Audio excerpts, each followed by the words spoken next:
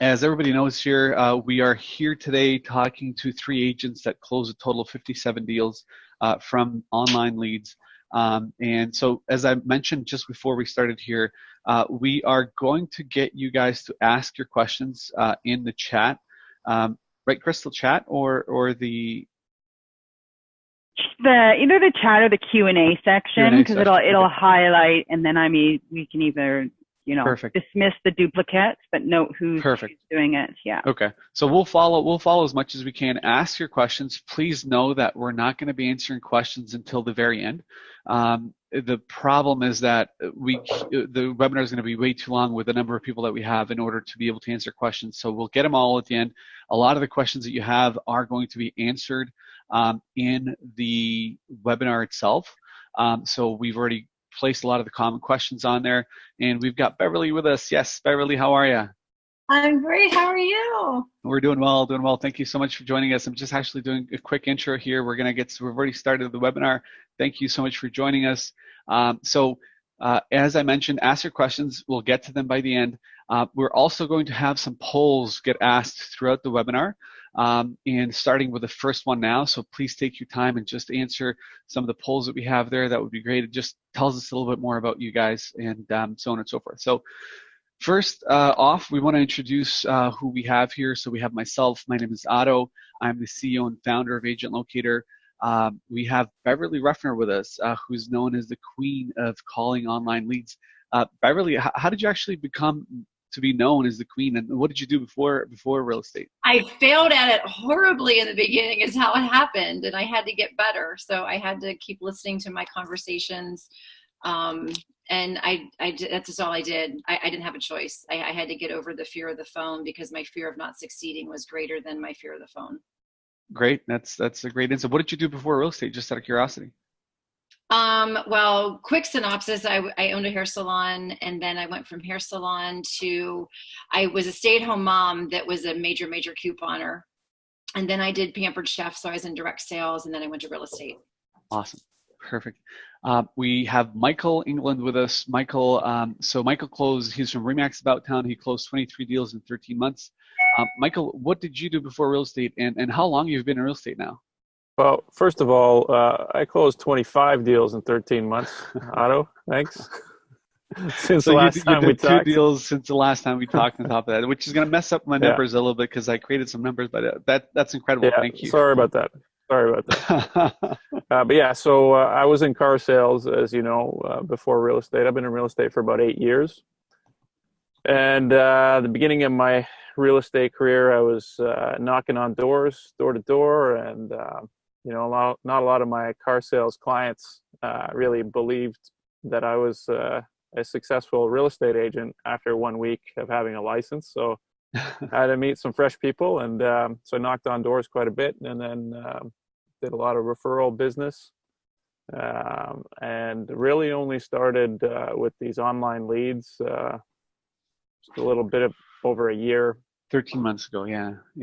That's incredible. And so for those of you that don't know, Michael and I share something interesting, and that is that, and we didn't even realize this until recently, 17 years ago, I bought my first car from Michael. He worked at BMW at that time, right? And I bought my first BMW from Michael. It was a 320i 17 years ago. And that was when I figured that out, when we figured that out together, I was blown away. Yeah, you were fresh out of puberty. Yeah, I was 19, literally. I was 18, 19. That's true. I got a really good job right off the bat, or right from college, a software developer, and having the first money in my hands, I'm like, what am I going to do with it? I'm going to go buy a BMW. Probably the worst decision in my life that I could have done because I spent a lot of money on that car. But yeah, it made you feel good though, right? It sure did. Did. Good. Thank you. So we also have Eli. Eli is with Remax Hallmark. Eli did 4 deals in his first month. Eli, tell us a little bit about yourself. How did you get into real estate, and what did you do before that? I've been in real estate I'm going into my 5th year right now. I was always in sales, always worked in sales. I used to work for Rogers prior to joining real estate. And I also worked for a consulting company. So I was always driven with service and sales. Coming from a background in finance from university, I I stumbled upon real estate back in 2013. I said, you know what, I wasn't happy where I was in the corporate world, and I wanted to just do something different. Right. So I looked it up and I said, you know what, I'll give it a shot. It had all the fundamentals of what I was looking for. So yeah. Well, that's great. Great to have you on. We have Ryan Calvert with us. Ryan is with Keller Williams Referred Realty. He's done 30 deals in the past 25 months. Ryan, tell us a little bit about yourself. Yeah, the 30 deals, I did take off some months as well. So not too bad, but yeah, I took off a couple, like 2 months last summer doing a rental project. And then I was in a car accident that I was telling Otto about. So I had about 2-3 months off this year as well. Stumbled upon real estate, kind of always interested, trying to get in the market, couldn't get in the market. Went to George Brown for some financial planning. I like the investment side, but basically a glorified accountant, didn't really want to pursue that anymore. Working call centers and factories and other crappy jobs. And just a couple of people mentioned it to me too. They're like, you should get into real estate, and then just started self-studying. And then I'm like, you know what? I'm going to give it a shot and see where it goes. And very happy with the decision. That's awesome. Very glad to have you on, and very happy for the decision you've made to actually come on to real estate. So that's great. We have Crystal, who's actually kind of in the background. She's muted. Crystal, as I mentioned, is going to be helping us kind of go through the questions. For those of you that don't know Crystal, and for those of you that know Crystal, Crystal is actually our training manager as well. Crystal's job is to ensure that when you onboard with lead generation, that she finds a trainer for you in our office that actually trains you how to work our CRM system, how to work the leads. And then they also keep now on top of you by doing weekly check-in videos to make sure that you're actually doing what you're supposed to do with the leads.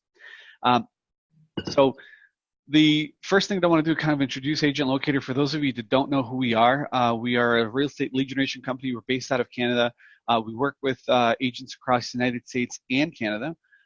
We've been in business for about 8 years now. We're 70 plus staff. We are a Google Premier partner. We have a 4.9 star Google rating on Google, which is really hard to maintain, and very proud of that with our customer service levels. And we have a complete system for you. So branded websites, lead capture websites, CRM, and PPC campaigns. So I don't want to bore you with all the details on that. I wanted to get into the webinar right away and kind of get to ask what are the sort of most, or what we're actually going to be covering in the webinar today. So what are online leads? We're going to explain what that is. Where the actual leads come from? What is the most common objection from online leads? We'll go through questions that typical agents have when it comes to these leads. And then we'll go to questions to the panel from myself. And then we'll go and talk about how much it actually costs to get started with online leads. And then we'll get to answer the audience questions. So we'll go through this as fast as we can. So first and foremost, I want to define what online leads are. For all of you that don't know, these are not hot leads. So these are not leads where you're going to get 10 leads and close 5 deals. It is not going to happen. They're not qualified leads. So they're not raising their hand saying that I'm interested in this property and I want to buy it. They are not submitting their info saying for you to call them either. These leads are coming through what's called a forced lead registration website. And those things are all very important to know before you get to call these leads. A lot of times when agents start, they think a lead is a qualified person that's looking to buy. It's your job to actually make that lead into a qualified lead. And we have a ton of videos. So if you go to YouTube and search AgentLocator channel, there's a lot of videos. Eli was mentioning that that's the channel you went to, Eli, right? When you went through those videos? Yeah. Yeah, awesome. So there's a lot of content there. Whether you're a client or not, you can consume those videos and go through them. We also have Beverly coming onto our private Facebook channel twice a month, where she actually dials leads live, and you get to talk to her live and ask questions live as well throughout every month. So she does that twice a month with us. So the next question is, where do these leads come from? We look at most of our lead generation comes from Google. We concentrate primarily on Google. In fact, I want to ask this question to all of our panelists. Where do your leads come from? So I know, Michael, your campaigns and what we do for you are all coming from Google. Ryan, on your side, I know you recently started doing some Facebook leads. Yeah, and then like it's always been organic social media. I've always started on that because I had no sphere. Right. And then I've been burning some money for the last couple of years, trying to master the Facebook leads, and going pretty well for me as well. Now we have too many leads. Good problems. That's always good problems to have, for sure. And Eli, I know you're with us, and you're primarily Google Leads as well so far. So most of the stuff we primarily so far have been concentrating on that. There's a reason why we like to go towards Google first and then Facebook, and that is primarily because of intent. So with Google, we have people that are searching for homes for sale on Google, where on Facebook it's just a little bit different, where the intent is really not there. These people are not saying, I want to buy a home, but we know they're searching for a home. So that is the primary difference kind of with Facebook and Google Leads. And I know that question gets asked a lot. So what is forced registration and how does forced registration work really? The key thing to understand when it comes to forced registration is that we must use forced lead registration. So forced lead registration is when we place a little kind of cover over an image, where we're not allowing the people to go through the process of looking through homes without registering. And it's important to know that, because think about your open houses. If it's optional for people to leave their info, and if the form is not in front of them, they're not going to fill it out. That's just a basis of it. That's just how it works. So we have to have lead capture on the website to get the leads to register. It's very important to know that, knowing that we are needing to get them to register, because again, if they're not going to register, they're not going to leave their info, and then you're probably better off not even doing internet lead generation if you don't want to do forced lead registration. So I want to ask everybody, when it comes to, and this is to the entire audience as well, what is the most common objection to overcome with online leads? And I'm going to ask this for the panelists as well to kind of find out what is in theirs, and I'll kind of post what has been the most common one so far. But to all of you that are in the audience, please just comment on as well and mention what is the most common objection to overcome. So when you call an internet lead, what's the first thing they say to you? Anybody kind of want to pop in and say what is the most common objection to you guys right now? I don't know. I don't really think about what the most common objection is. It never really dawns on me. I just call until I get yeses. I really don't think about it. That's While awesome. you're on this webinar. What's that? While you're on this webinar, I love it. Yeah, that's why you're on the webinar. That's awesome. Yeah, it's that's a very good mentality. I don't like to dwell on the negatives. Yeah, just keep calling. We could be friends, Michael. I'm sure we could be. So the primary reason why I bring this up is because it is a very common question that comes up. It is something that agents struggle overcoming because it's in their face all the time, and everybody's is kind of already guessing it. And it's, I'm just looking. I was just looking. So when I call you let's say, Beverly, you were actually saying this in one of our webinars. When you walk into a store and you want to go buy shoes or whatever it is, when somebody approaches you and says, how can I help you? You're just saying, oh, I'm just looking. And it kind of distracts you. So Beverly, what would you say is the best way to respond to, I was just looking? Awesome. Well, what's your situation currently? What exactly were you just looking for? Yeah. Ask them directly. Yeah, it's that simple. And it's funny because agents, we hear these phone calls all the time, and we hear the struggles in them being able to answer those phone calls and answer that question or answer that statement. I'm just looking. That it's funny that the most simplistic thing is just, well, what are you looking for? And you mentioned even before, if you were to buy something, what would it be? What is it that you're looking for? Kind of question. So there's so many different ways to get around that objection, and I wanted to point it out just because it is so common that it comes up, that I want to make sure that people really have a good sense of how to answer it. And this question gets answered in our YouTube channel as well. So please join that YouTube channel and you can hear a lot of different objections and how to actually answer them. So thank you so much for that. So the rest of the most commonly asked questions is, number one is, what is the average cost per deal? And we did an average here across the accounts. So currently, $1,012 is what it costs on average to get one deal, and this is across all three accounts. Now, when I'd say that's pretty accurate. Yeah, thanks. Yours is a little bit. Actually, now you've done 25 deals from the not 23, so it's a little bit different here. But it's in that same range. It won't change a lot because we've done an average on that perspective. From these, so let's say, what is the average commission check from each deal from you guys right now? So Michael, would you mind sharing what the average commission check from the 23 deals that you've done is? 18 grand. 18 grand average per deal.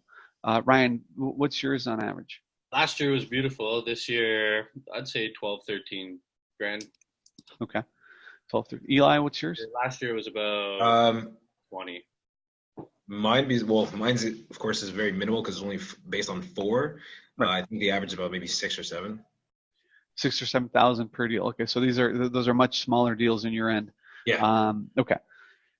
Generally, what we're seeing is where the values of homes are much lower, the average cost per deal is much lower in those cases. So it kind of evens out on that level. So it's pretty good.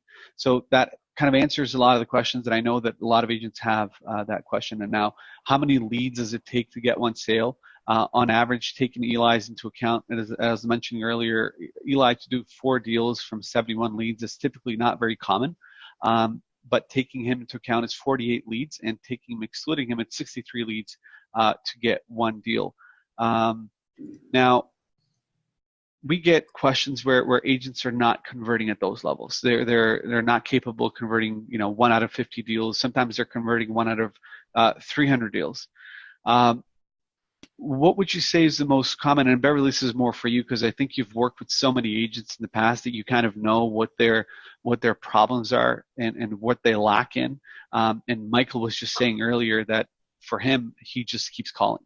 And that's, I think, what a lot of people are missing. But what would you say is the common thing in agents that are not as successful and not capable of closing deals at this level? What do you think is the number one thing? Their mindset. It comes down to the confidence that increases your confidence in picking up the phone. Because if your mindset is, I feel like a telemarketer, I don't want to bother these people, you have to change that mindset to, I'm the best agent in my location. I have to save these people from having a bad experience because I'm going to give them the best experience. And just that simple switch in mindset changes the game. That's perfect. Mindset is a huge thing. And what would you say they can do to change their mindset? We always talk about change your mindset and change the way you'll change the way you think, and you'll change your entire life. But what do you think is the one thing? Your confidence, know your market, know your competition, and know that you have a value to bring to every single lead in your dashboard, and make it your mission to save them from going with somebody else. I used to wake up in the morning and I would pull what came on the market that day in my little market. And I'd be like, oh my God, they listed with so-and-so? Oh my God. But it wasn't their fault. It was my fault because they didn't know I was open for business.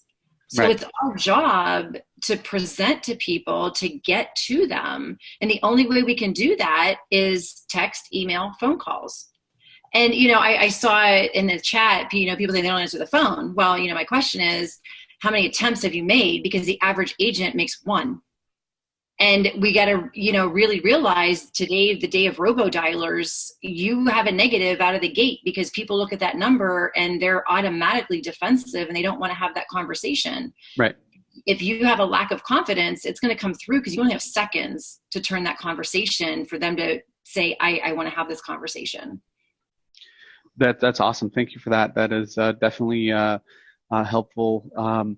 Let's move on as fast as we can. I know we don't have a ton of time, and I know we have a few questions as well. So these are going to be questions for our panel. from the leads that you closed, what was the average lead to purchase time? So Michael, let's start from maybe from top to bottom. Michael, on your side, do you know what was the average from the point of when you got the lead to the actual time they actually purchased? Well, no, I've never really measured the total average of that, but I could tell you my first deal that I ever did from an online lead took me 2 months. Okay. And when I got that deal, I immediately doubled my ad spend. And then as I sold more and more, I started spending more and more and started selling more and more. Yeah. But I'd say if I were to guess, I would say probably average, taking everybody into account, probably 6 months. Okay. And that's very, I'm very glad you've done that because that's typically what most of the highest producing agents in our system have actually done. They've kept putting money back into the system in order to generate more leads and essentially spending more money on Google so we can get more traffic onto the website. So that's awesome. Ryan, on your side, what was the average length of time? Would you say it's 6 months as well, or is it longer, shorter? It is some take longer, some are 8 months. When I first started with you, obviously, I didn't master the webinars or anything like Eli. I just kind of failed forward, right? I just didn't know my script. So I was doing a lot of like in brokerage training, didn't know what I was doing, but I seen a lot of the agents in my office that were having results with AgentLocator. I seen a couple of top performers using it, and I'm like, if they can do it, I can do it. That's always my mind state. But definitely 4 to 6 months, you get lucky and you get one that closes in 3 weeks, 4 weeks, right? Once in a blue moon. But then you have the longer ones that are 8 to 10 months. But average in total, you're going to have to meet them, follow up for 6 months for sure. So 6 months is kind of the average. And Eli, you've only been in the system for a month, so all of yours are kind of 1 month. But that's so typical is going to be longer. I mean, we've had clients, like you said, converted a deal the next day when they got it because the person was ready to buy right away and they lost in multiple offers multiple times. They were pissed at their agent, so they just bought the next thing that made an offer right away. And then we've had leads that have converted 3 years later. So it's a follow-up game as well. There's definitely a lot of things that you can do to make sure that you're going to convert those leads that are going down the line, but at the same time, it's just key is the follow-up. From the leads that you guys closed, what was the first point of contact for each of you? So Michael, what would, on average, most of the leads you've closed, what was that first point of contact? Was it call, SMS? Yeah, it's varied. But now I've got a system where pretty much almost every first point of contact is SMS. Okay. And are you only responding to the leads or calling the leads that respond to you, or are you still calling every lead even if they don't respond to you? No, I still try to call every single lead, but I am busy, right? Like, it's not easy. I try to make 20 to 30 phone calls a day. Yep. And usually out of the 20 or 30 phone calls a day, I usually end up making at least one good connection that usually turns into something I can work with. Okay. And but some days I miss that, like some days I'm out on the road and I can't really do it, or don't feel like doing it. But I try to do an hour of phone calls a day. Okay. So regardless of the fact that the SMS message goes out to all of your leads in the beginning, every lead gets a phone call, and every lead you're going to call at least a few times before you really give up on it. Ryan, on your side, is SMS first point of contact for you as well? Well, we didn't have SMS when I first started, so it was only phone calls and like the new features for sure. SMS, something like Michael as well, right? Like, we have it built out now. They're getting texts, SMS all the time. We built it out they have about a year of SMS and emails going at them. But yeah, we're in the office every day. 9 o'clock to 12 o'clock is new leads, and then afternoon is follow up. And when we're all on point, but yeah, every day we're in the office. Okay. One of my agents is right here. He's on his follow up now. He's already made 27 calls. Okay, 30. He's on 30 calls now. But yeah, we're in here every morning, calling. Don't care about the SMS. Don't care about the email. I'll switch my phone number. If it's one of those ones, I'll call you back. And then they start ignoring me. I'll call from my office line. I'll call from the dialer. I'll switch my phone number and call them as well. I'm the annoying telemarketer. There you go.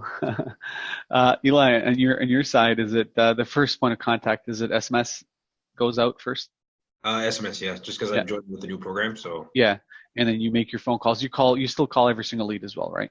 Yeah, for sure. I mean, I'm not. I don't have the 20 to 30 calls to make a day because I don't have that many leads that are in total. But within 6 months from now, I will have that because that inventory will be pipelined through. So. Of course.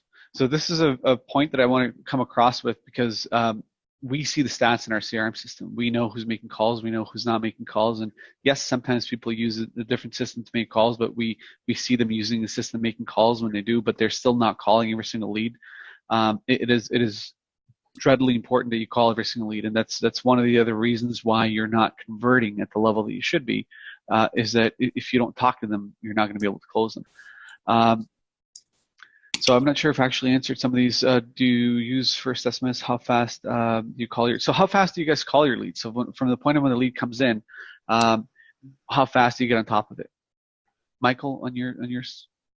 You know what? I don't really follow that 5-minute rule because I know that my SMS is going out in 1 minute. So there is a contact there, point of contact there. I really just call them when I have time to call them. Like I usually try to do it at around 11 o'clock, from 11 to 12. Okay. And try to get as many as I can.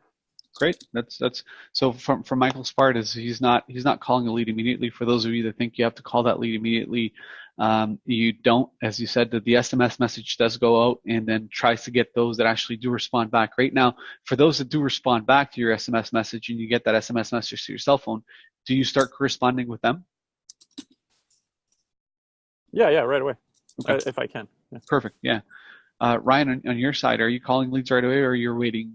You have a set time that you call. I used to be. I should be. I know that, but no. If they respond to my text, I'm on it. But I used to be very diligent about getting to them within 5 minutes. I know a lot better luck because real estate's on their mind.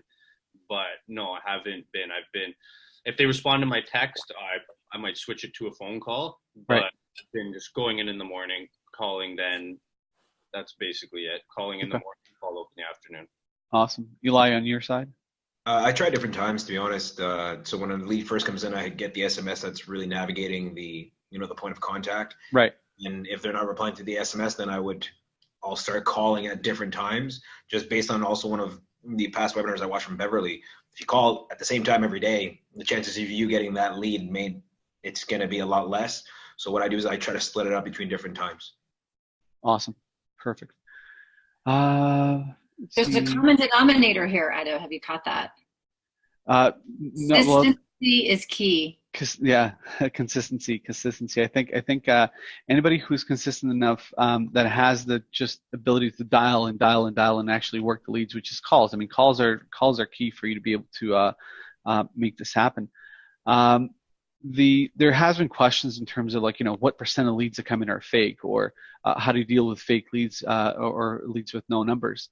Michael, when it comes to your leads, I mean, I know you said you don't really concentrate on activity at all. So when a lead has a fake number, you just move on, I'm guessing. Delete. Yep. Get them gone, get them out. Who's next? Next. Perfect. That's the best way to look at it. The only thing that I'll ask is don't delete, garbage it. So make the lead garbage. Primarily because we want to be able to track on an overall basis how many leads are fake on average. So annually, 30% of leads are fake, or 12% of leads are fake, whatever it is. And if we have a large percentage of leads that are coming in as fake, it's always good to know where those fake leads are coming from so that we know how to scrap them from our marketing campaigns. When we delete them, we don't have them anymore to kind of work with. Does that kind of make sense? Sure. Awesome. On your side, Ryan and Eli, are you guys just moving on next? I mean, you're not dwelling on the fact that you got a fake lead. Email drip for sure if it's a good email, and that's about all you can do. Leave them on email. So just have them go. Let the system send listings out. Let them re-engage themselves if they can. For it. Yeah. Okay. Eli, same thing on your side. Same thing with Ryan and Mike. Same thing. Like I don't delete them. So If it's a wrong number or wrong email, I just flip the number to invalid and put them in garbage. Perfect, and move on. Yeah. Because I've had a few leads last month that came back with notification in an email saying that they updated their number or they updated their email address. So to me, it's never a dead lead until they tell you either to pretty much F off or they already bought. I mean, you can always find something with someone. Right. You just have to stay optimistic and you have to keep going through the numbers. Of course. Awesome. And then for classifying your leads and how you follow up with them, what's a hot lead? Are you marking hot leads? Are you marking warm leads? How are you following up with the leads? Michael, on your side first. Sorry, what was that? How are you responding to a text? Sorry about that. No worries. When it comes to following up or classifying your leads for follow-up, are you marking your leads hot, warm? What's the kind of follow-up method that you're using? Yeah, so I like to categorize my leads in terms of when they're going to be buying or selling a house. So whether they're 0 to 3 months, 3 to 6 months, 6 to 12 months, or greater. And then I kind of get a sense of who to follow up with and when, right? And prioritize them. Perfect. Yep. Awesome. And Ryan and Eli, you guys? Yeah, we do classify them once we meet with them, and they're a bit. So we try to go for the meeting, the face-to-face, once we get them on the phone. So text message to phone to meeting, and we do have a board in our office as well to track where the lead came from. So something like that. We have a big giant board, and then my agent has his own private board. Before we had an admin, we were tracking our own leads. But I use Beverly's tag and filter list. Thanks, Bev. Welcome. So I use hers to go through it, and then I use future opportunity with the time frame. Yep. I use her filter list. I use her tags. Yeah, and when you get to a large quantity of leads, you have to be able to categorize. You have to be able to prioritize, because if you don't, you're going to get lost. You're not going to be able to know who to call, who to follow up with. And there's ways, and we have videos in the Agent Locator YouTube channel where we say digging for gold. You're finding the leads that you should be talking to the most. And Beverly does a really good job in explaining that, and then creating filters inside the CRM. The filters are there for you to use to actually make it easier for you to be able to find those leads that you should be talking to. Because if you've got 1,500 leads in your system and you're calling the 300 that are definitely not going to buy, they're not even browsing, they're not even active, then you're calling the wrong people. You're wasting your time. We'll have much better success calling the ones that you should be. And the system does a really good job at that. There's a lot in the system that you can kind of utilize to get that, get free to be able to do that. Eli, on your side, and I know you don't have that many leads yet, but beginning to prioritize your leads right from the get-go is hugely important. And I think you're already doing that because you've done all the webinars, you've done all the setting in the CRM. So like Ryan said, like all the tag marketing, the tags and the filters are very, very important. Perfect. So you can create, like, if again, the Agent Locator University web with all like the previous videos on all the filters. Like there's videos on every single filter within the CRM and how to do it. Find the status, how to work exactly. So, like I said, use the sponge theory. Soak up as much as you can the CRM, because the CRM is going to be the person that's going to propel you in terms of closing leads and focusing on the ones that are important and putting the other ones on, in another category. Awesome. I would love to be able to get to some of the questions that the people have, and I know Beverly has so much to say when it comes to the filtering and when it comes to actually doing these leads. What we should do, Bev, is the next couple of webinars, when we do them for all of our clients, we should do them on actually filters again, and how to actually do the filters, how to set them up properly, so we can teach you guys exactly how to set up those filters. So we'll do that. Let's get on to the part of, for those that actually want to get started with lead gen, how much it costs. The average monthly fee right now, or not the average, or the lowest monthly fee you can get on is $408.95. On average, that would get you about 25 leads per month. And it's $499 to set up. Anybody who gets a demo today will take $100 off. I don't want to go too much into detail. I want to get into the questions. So for those of you that ever want to get started, you can go to agentlocator.ca or agentlocator.us and click on book a demo and book a demo now to kind of get into it and start with the program. Crystal, what are some of the questions that we've had come up from the audience that we've had so far? So a lot of them, so some of the questions are all of you guys using the AgentLocator CRM for your follow-ups, or are you using another CRM system? Good question. So, Michael, you want to start first? Do you use other CRM systems to follow up with your leads, or do you use primarily our system? No, I use AgentLocator only. Okay. Ryan, on your side? We use multiple CRMs. We use AgentLocator basically for our online Facebook prospect searches, all of that. Okay. Then we put past clients and door knocking because it's more of a direct mail. Sure. We do direct mail. We do like a 36 touch with our client events and all that fun stuff. Awesome. Eli, on your side, are you just AgentLocator? Okay. Crystal, anything else? Yeah, well, there's lots of them. Anyone using a dial, like a robo dialer? Are you just simply using, like what methods? Are you using your cell phones? Are you using the built-in dialer? Or are you using a third-party robo dialer such as Mojo? Start with Michael again. Michael, on your side, do you use a built-in dialer, cell phone, or like a multi-line dialer? I used to use just my cell phone, but now I use the Twilio built-in dialer. Okay. Awesome. I just want to make a point on that. So when you use the built-in dialer and when you're ready to scale, meaning that you want to put other people into your operation to be able to help assist with qualification, you're going to be able to download these phone calls that you've had that have been successful and then share those phone calls with those people that you're onboarding. And it's going to make your job a ton easier in helping these people do what they're supposed to do. The number one failure with internet leads is the qualification aspect. So if you don't know how to pass that information on, or if you make it harder for yourself, it's just that much harder. So using a built-in dialer automatically records the calls that are coming in, and you can also review those calls with the people that actually come on board and start dialing. Ryan, what do you use?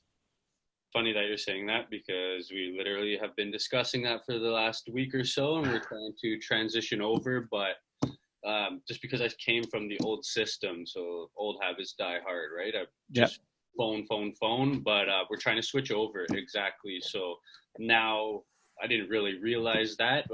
Been using the dialer, and I love how it just marks it automatically, kind of speeds up the process. I would love for you guys to get a triple line dialer. We'll work on that for sure.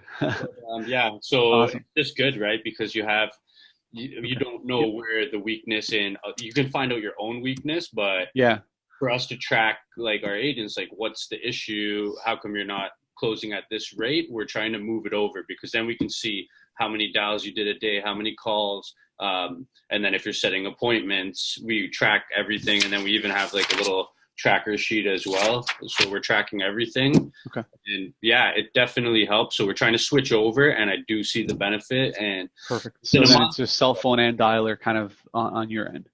Yeah. Awesome. Eli, are you? I interject something real quickly on the triple line dialer. Triple line dialer is great on expireds. However, on buyer leads, because when a triple line dialer rings, it rings 3 numbers at the same time. If one person picks up, the other 2 numbers drop. When Mojo picks up the next ring again, it's going to ring those same 2 numbers back. And you're having a very high increased problem with people blocking your phone number. So you have to continually change your numbers. It is, in my opinion, it's imperative that you just single line buyer leads for that reason. Hey, Otto? Yeah? I'm Michael? Sorry, but I got to take off. Completely understand. No worries. Thank you so much, Michael, for joining us, and I really appreciate your time today. Thank you so much. Yeah, my pleasure. Nice to meet you guys. Bye, Michael. See ya. That's a very good point, Beverly, and thank you for making it. I know for those of you that have actually been thinking about using a multi-line dialer, that's a great point, and that's a great thing to mention. So I would love to chat. If any of you out there have actually been using a multi-line dialer to work your internet leads, shoot me a message on Facebook. Let's chat. And let's figure out, what problems you're having. And it's one of those things, Ryan, I know, you're mentioning you want a 3-line dialer, but until you see those problems, until you know what problems you have, you really don't know what they are. Maybe not a 3-line dialer, but like kind of an auto dialer. So we don't have so it's dialing one by one. You don't have to click a button to dial it. Click it and sit back and make calls all day. Makes sense. So switch the screens automatically to the next lead. And I've seen those, and that's every That is coming, my friend. I promise you that. Yeah, that works. That is coming for sure. Eli, I know you mentioned that you've been using the dialer mostly, right? Half and half, actually. I've been guilty of it. I've been wanting to buy a headset. I should be using Twilio more, but I've been using my cell phone. But I make sure when I use my phone, I still document on AgentLocator on the CRM. Yeah. Made a call, I've attended the call. So we bought this Plantronics headset. Oh, you muted yourself. Mutes me automatically, so it's interesting. When I take it off, it mutes me automatically.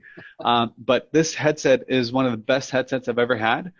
It's got I'll send you guys actually what's it called? Does anybody know? It's Crystal. Do you know what the name of our headset? It's a Plantronics.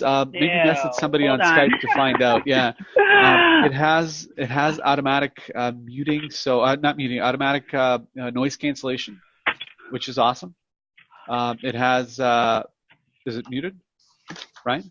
No. My guy was asking me what you're wearing. Yeah, I'll find out, and I'll let you guys know what the actual headset name is exactly. But it's got noise cancellation, which is awesome. So on the mic and the ears. So if it's a loud room, if you guys are in a room like you are, Ryan, if you have 3-4 people talking, we have a whole floor. We have 12 people on the floor talking, and we don't have issues with hearing everybody else. So that's really good. It's wireless. Yeah, it's wireless. You can stand up, you can walk around, you can get up. So it's and it works really well with that. Get us that link, yeah, for sure. Yeah, I think it's like $180 on Amazon. The best $180 you'll ever spend on that. Awesome. What are the other questions, Crystal? And I know she's probably so I was looking for the Plantronics, but so there is a loaded kind of question here. So one, and it has to do with the follow-up of the lead. So one is, are they using the standard auto text that we create, or do they have one that they're personalizing initially to those leads? Okay. And then what is their follow-up with those leads? So are they just using the listings, the prospect matches, and are they calling those leads, just using filters, or what's their method? Or are they adding in another like email drip to them, their method to gain contact with their leads? Okay, I mean, I think I kind of understand the question, and I want to take a stab at it first before I let others. And the number one method of conversion right now is calling your leads. Everybody looks for that magic combination of things. That magic, do I start with a video and then go with a text and then send this and then send that? And Beverly's laughing, and I know that it's just that's a beautiful laugh. They're like, I know so many agents have done that, and it's funny. We cross these agents that do this all the time. Truthfully, there's no magic combination of things that you do. Yes, it's great that you send the video because it actually shows you in person to people right away. So imagine if you are really good in front of people and you can show yourself to all these leads right in front of an email, that's incredible. Why not do that? Shoot your video. But the number one thing that's going to get you that money and get you that conversion rate that we need, which is here, is calls. Beverly, you want to add anything on to that? It's just do it. That's the magic bullet. Do it. Yeah, it's contact, get in touch with them, call them, talk to them. Ryan, do you have a magic? Is there a magic pill? I customize it. I felt it was like the first text was very wordy, and it feels like robotic. It was just a bit too much, so I shortened it down. Basically, I just put, hey, first name, are you specifically looking in this area, and then time of day. Very simple. If you customize the SMS, do they still get set up on the automatic listing search? Because I thought you don't. Yes. Yeah. You do? Okay. Yes, they do. Yeah. You can go into your Google campaign, your whatever campaign. Even with Facebook, you can integrate it, set it up on automatic listings. You can build out the auto text. We did it for about a year. We're gonna build that out to 10 years until they buy. So you can customize it, and we found very short and sweet, like a normal person would text, not like an autoresponder. So just my best text, if I'm feeling like I can't get a hold of a lot of people today, I'll go text people 100 mass text right now. I'll write hey, and that my phone will literally blow up. But hey, and it gets them talking, gets them engaged, and just so another one addition onto it you can do is just say, "Hey, is this Ryan?" ? So we've done that as a test. In fact, we changed our first message for a bunch of our clients to that just to see what kind of response we come back with. And the response was incredible. Like the response was through the roof. The problem that we had with it was the follow-up response after that was lower than the first message that we have set up right now. So we do tests like this consistently. And what's nice is we have a little bit of a mass client base to test with. So we can test one message fairly quickly. So while, hey, is this Ryan works, it gets them to respond back.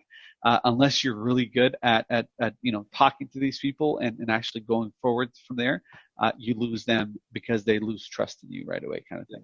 I'm a bit more jokey, like I'm myself. I don't really, so I kind of into a joke and we bond.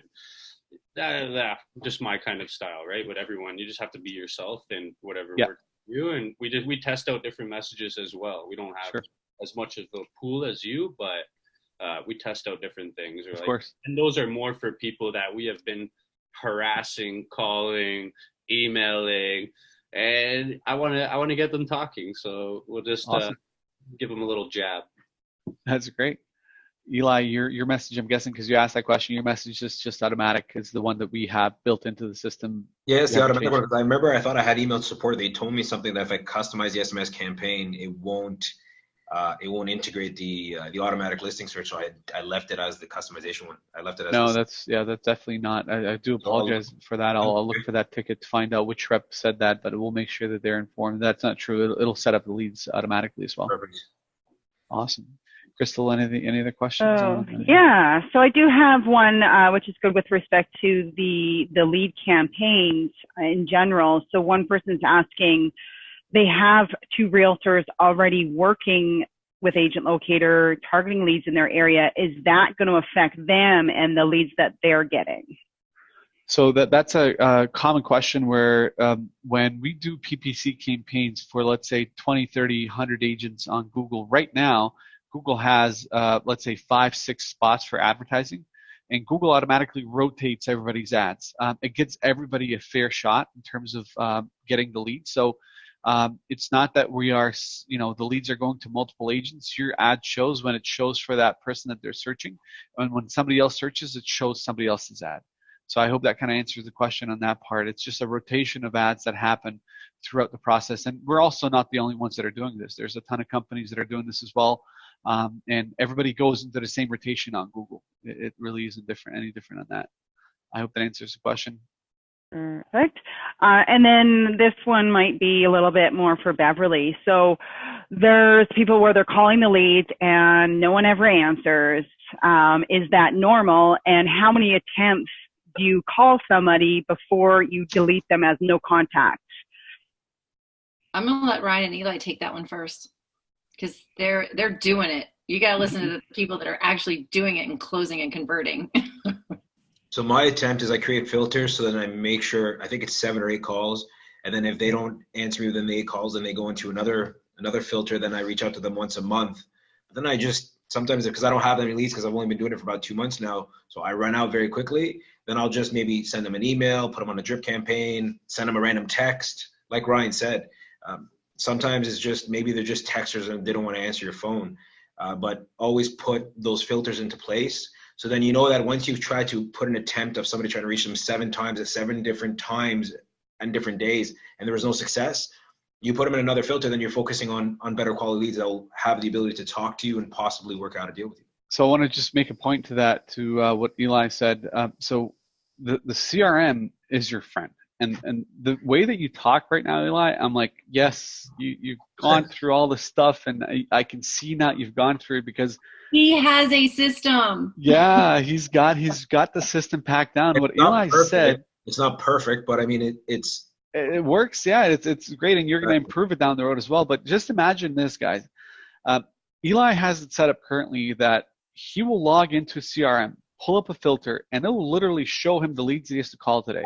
He doesn't have to think who's going to call. It just shows him the list of leads who's going to call. And then after he's attempted calling one of those leads 7 times, it falls out of his filter and goes into a filter where he calls them once a month, fully automatic, without him having to figure out all the stuff. The system, as he dials, marks that he's called a lead plus one more time. And it's just learn how to use the system. The videos are there for you to learn. Our training is there for you to learn. So learn how to use the system. It really, truly helps you how to do that. So. And Eli, those 7 attempts within how long of a period of time frame?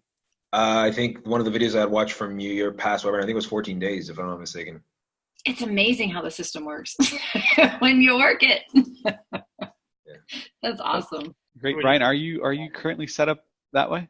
Pretty much, and it goes back. I remember Beverly explaining it's like a supermarket, and we want to sort it on the shelf. I remember that. That was like a year ago. I don't know. Great explanation. Yeah. Like it's a supermarket, so we want to sort the A leads, the B leads. You're only getting like 1 or 2% ratio, right? So you're getting 100 leads. You don't want to focus on those 98 leads. You want to sort through who's engaging, and then and sort them, and then build up your A's, your B's, your C's, and that's why we have our board as well. So for the ones that will meet us and engage with us, those are the ones that we want to focus on. Those are the closest to closing a deal, but you'd be surprised at who comes back around as well. Like we just did a list and a buy. I spoke to him a year ago, and honestly, my follow-up wasn't that great with him, but I guess I had a really good conversation, and he wanted to book the showing on one of those buttons. I called him like, hey, well, what's going on? He's like, oh, yeah, looking at this house. We actually need to list for it. Great, I'm coming over tonight. We signed that listing that night. We're going for it.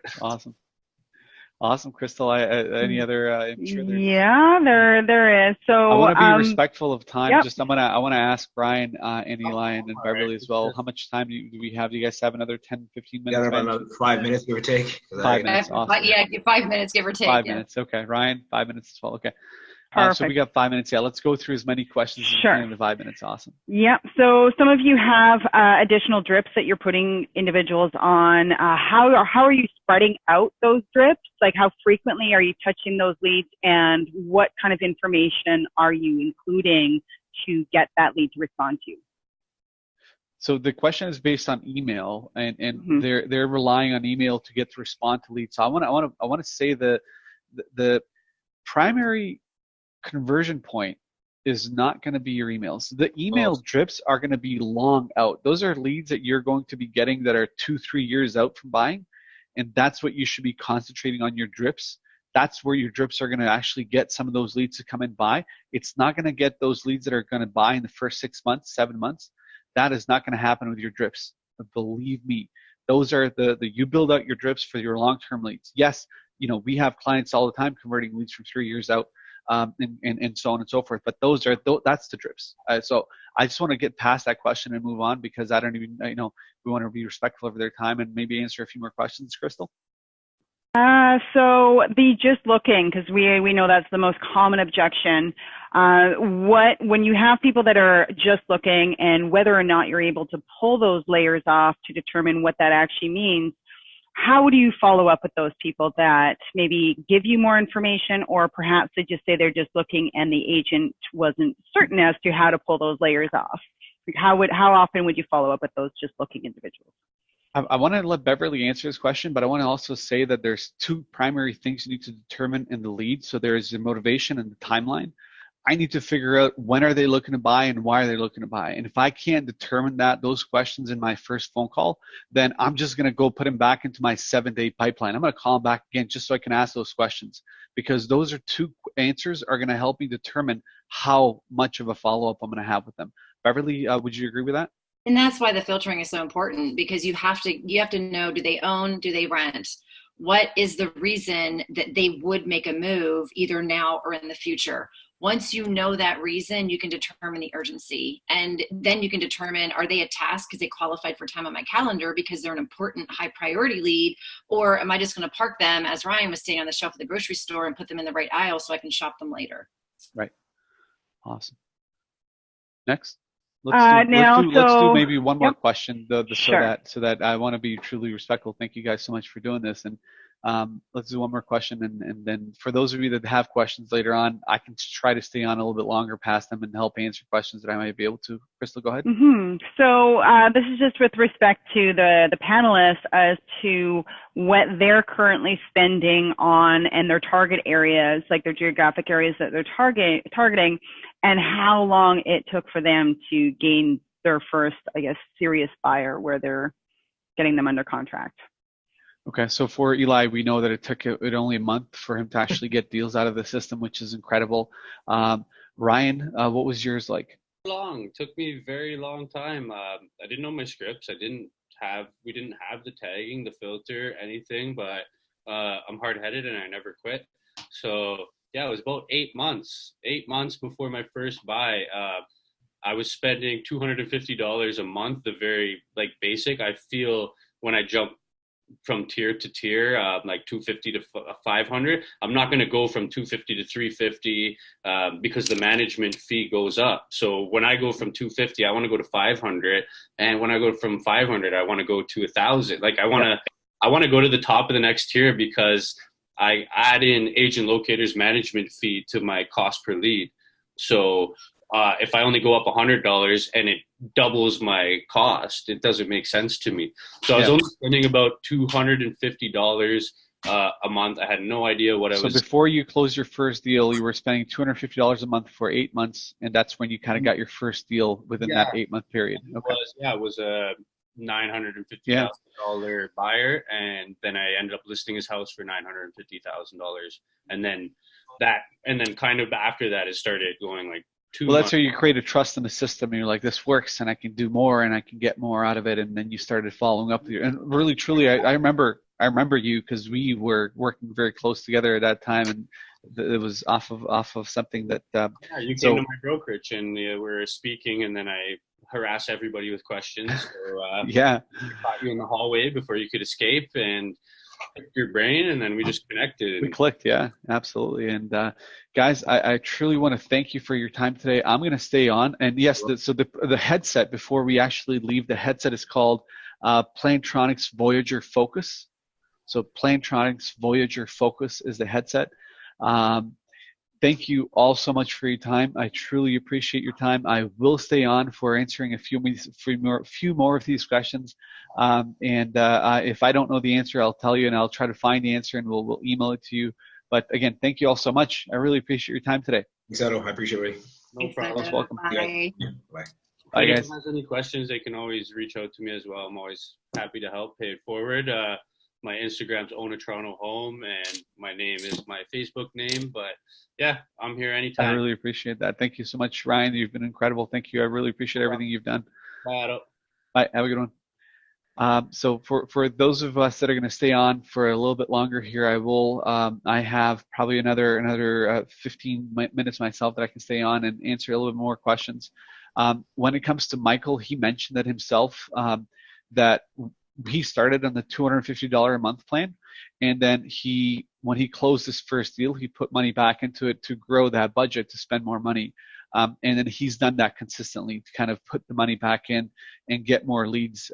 So he has consistently upped his budget from 250 to 500 to 1,000 to so on and so forth. So, Crystal, I'll take on another question if there is.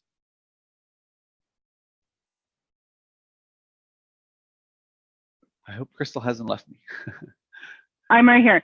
Sorry, I didn't mute myself. So, No worries. how, like, some of these questions, these people might have came in later. So wanting to know how long it takes generally to see those results. We kind of went over this a couple of times when you're starting from lead gen, on average from lead generated to the point of conversion. So we've had clients that have taken a day, literally. The first lead they got, they closed the next day. And I'm scared of people thinking that because it's not like that generally. With typical clients, we've had anywhere between 2 to 6 months kind of range of you closing a deal within 2 to 6 months of getting it. Ryan mentioned it took him 8 months. We've had clients that it's taken a year. And it all really depends primarily on how much you know the system and then how good you're able to be on the phone. We try to help you with that as much as possible by bringing Beverly on, who's an expert in it, who really knows what she's doing, to help you guys with the qualifying leads. But that's kind of the range. You could close a deal within 2 months, or you can close a deal within a year of being in the system. Go ahead, Crystal. Yeah. So for Lauren here, he's asking like specific dialogue for calls and follow-up, stripped timeline, and so on. One thing to consider, Lauren, is the dialogue of your initial calls. There's the Beverly Ruffner webinars, so it's great to watch those because you can learn and listen how she steers those conversations right from the gate to the objections, and then how she's able to get more information from those leads where one might actually just normal agent who doesn't know what to do would just hang up the phone. So I can definitely post the link to the YouTube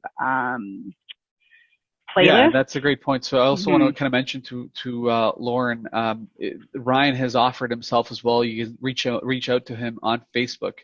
And he's offered kind of to guide that as well. So if you want to ask him specifically what his script is like, that might be a good idea. So for those of you, again, AgentLocator, youtube.com/c/AgentLocator is a channel. And there's a link there that Crystal has posted.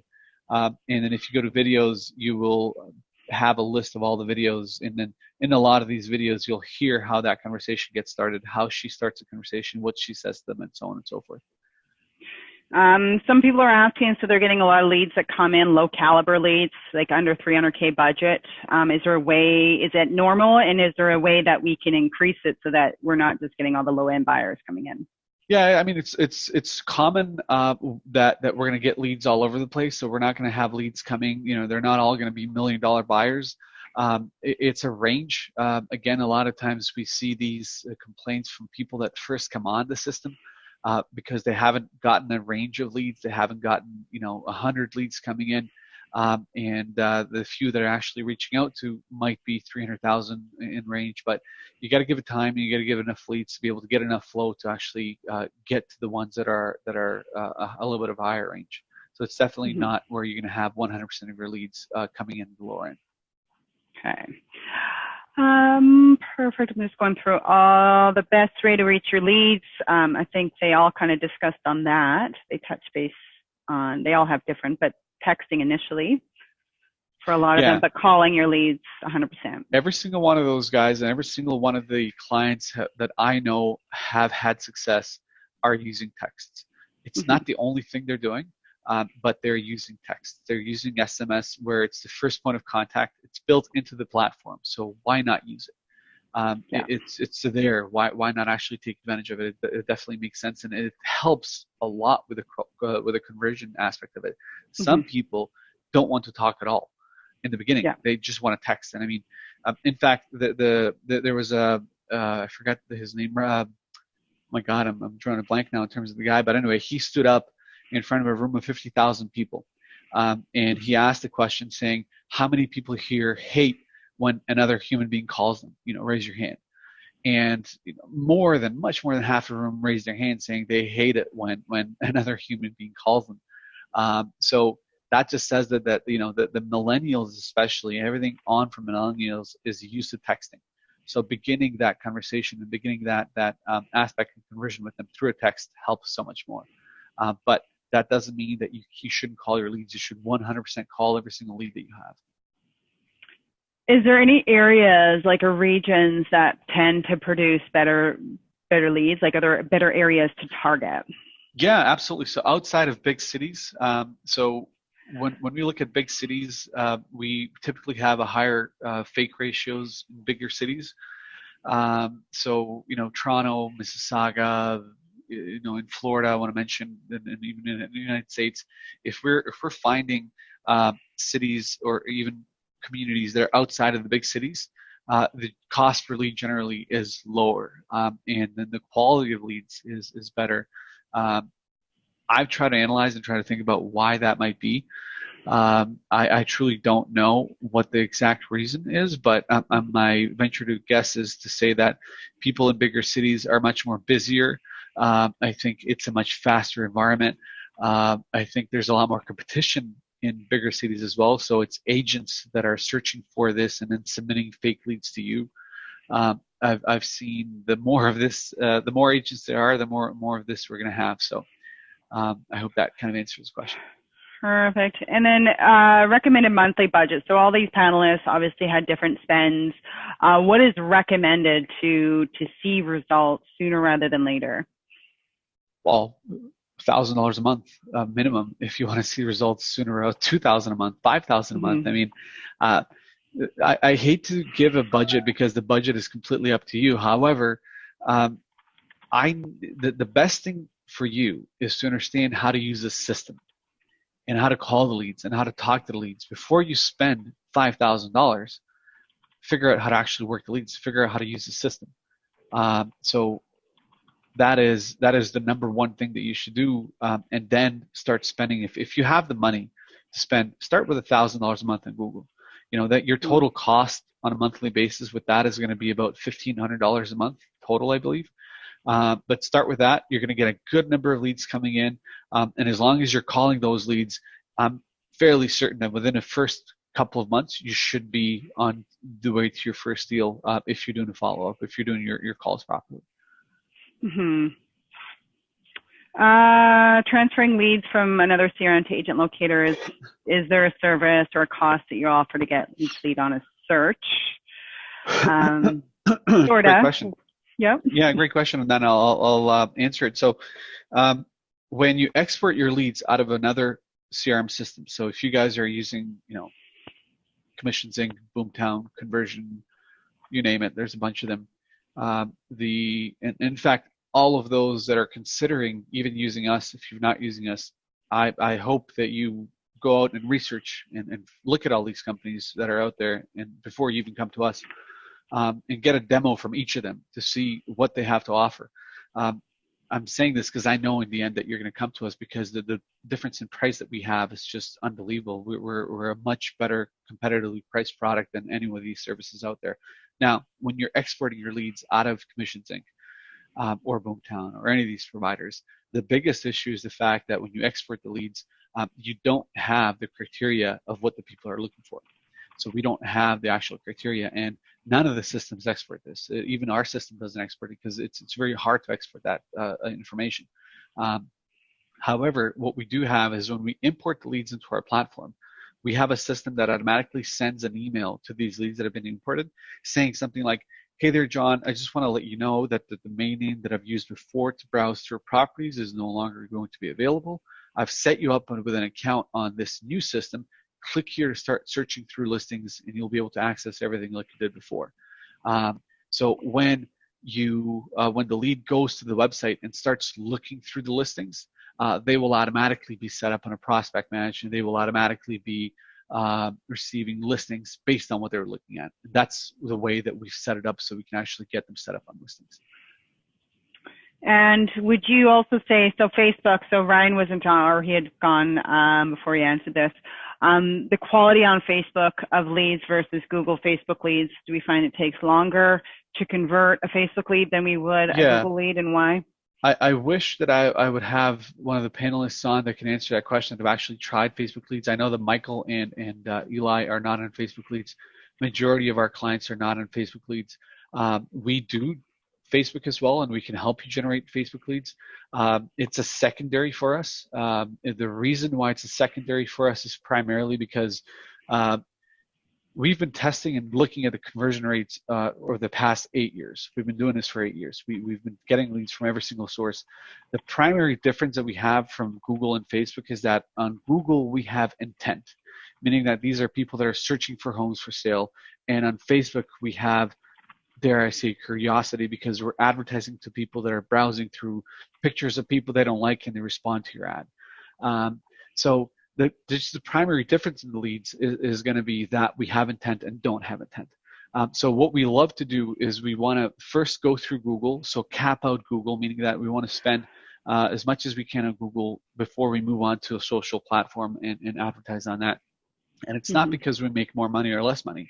We make the same amount of money whether you choose one or the other. So that's my honest opinion about that. And would you say you get more leads on Facebook versus Google? You do. The cost Yep. per lead on Facebook is lower. So that's definitely the case where, the problem stems from qualification. So if we get 100 leads from Facebook, I still got to go through all those 100 leads and call them myself to actually get to the ones that are good. So, yes, you'll get more leads from Facebook. The cost per lead is lower, but you'll have to do more qualifying in order to get the leads to convert. Perfect. Direct. I'm just responding to someone. Yeah, I saw one question here as well. How do you stop click fraud from competing agents? So this is a great question that comes up. So agents that are clicking on your ads constantly. So Google does a really good job at this to actually prevent people from costing you money. So if an agent goes to your website today, clicks on your ad, that costs you 60 cents, 70, $1, whatever it may be for that click. If they come back tomorrow again, clicks on your ad again, they can only cost you 1 click per day. However, Google has an algorithm built into its platform that realizes who are these people that continue to come back to your website every single day to click on your ad, and they take those people and throw them into an unpatterned individual, meaning that when they look at 99% of your traffic comes to your website through 1 click, and they don't keep clicking on your ad over and over again, Google realizes that these individuals who keep clicking on your website are doing it just to cost you money. And their intent is not to cost you money. Their intent is to actually provide you a valuable service. So it's definitely know that they're not costing you a lot. Maximum they could really cost you something like $5. After that, Google is going to realize that that's not a person that should be coming back to your website. Mm-hmm. Some people have asked, what's the most time, like the successful time to reach a potential lead? I don't know if you want to, I know that, but. Yeah, I mean, Beverly was talking about that, and all these guys were talking about that. I mean, they don't have right now, they're not calling leads immediately. Michael was saying he calls new leads at 11, I think. Ryan was saying that. So I'm not sure if there's a specific time. I don't know, Crystal, if you want to venture to kind of answer that as well. Yeah, so there is no specific time. In the States, it's proven, like this is a U.S. stat, like 8, 9, 11, and 1, and 4 to 6:30, but those are generally commute times and lunch breaks. But keeping in mind, we all have different daily habits, and so do your leads. So if you keep your lead calling at the same time every single day, there's a good chunk of your leads that are never actually available at that time, and you're never, ever going to get them on the phone.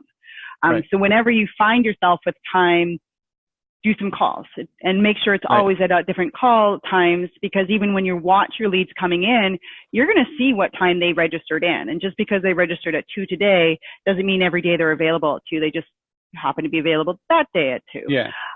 So just switch it up. There's no good or bad times to call a lead. Just call.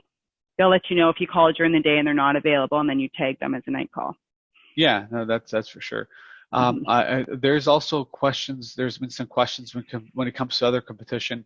Honestly, I don't want to be the one saying who is better at what. I think you guys should be making that determination in terms of who is better and how we compare against others. Some questions that you may want to ask the competition is, what's my cost per lead? I want to do advertising in X area and I want to spend $1,000 a month. What's going to be my cost per lead? How many leads am I going to get for that money? And do I have a system that allows me to call through these leads and that allows me to nurture these leads? As these guys were talking about, everybody, Michael, Ryan, and Eli, need a CRM system in order to do what they need to do in order to actually work these leads. In fact, when they were doing it before, they weren't as successful as they are with the system. So those are just some of the key things that you need to ask these people.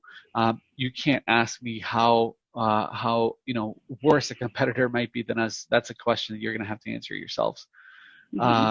Any other questions on there? Well, just with the call, there was another question, how much time is spent, a number of calls.